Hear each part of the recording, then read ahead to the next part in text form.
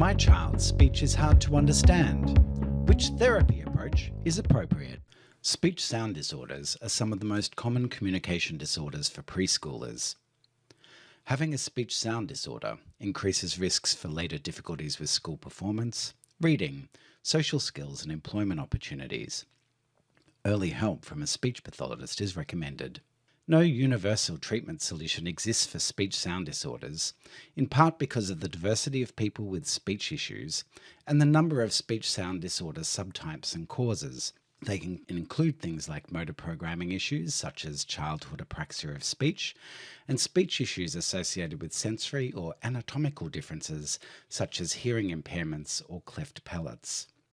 For the majority of children with speech sound disorders, there is no known cause. Speech error types include articulation-based errors that don't on their own have a major impact on speech clarity, like lisps, and phonologically based patterns of errors which affect multiple speech sounds across different classes and which can make children hard to understand. Some children make both types of errors. So which approaches are appropriate?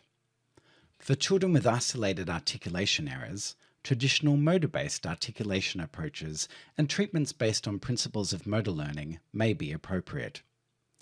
For children with mild to moderate consistent phonological deficits, minimal pairs therapy may be appropriate.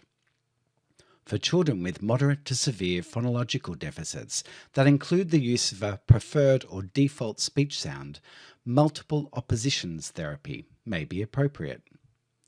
For children with phonological deficits and who cannot say 6 or more speech sounds, maximal oppositions therapy may be appropriate. For children with multiple patterns of phonological errors who are very hard to understand, cycles phonological remediation or complexity theory approaches may be appropriate. Summaries of these treatment approaches are available for free on our website. In practice, many speech pathologists mix and match different approaches to tailor therapy for the client in front of them. We need more, higher quality research studies to guide us on which approaches are more effective than others and when, to help children with speech sound disorders.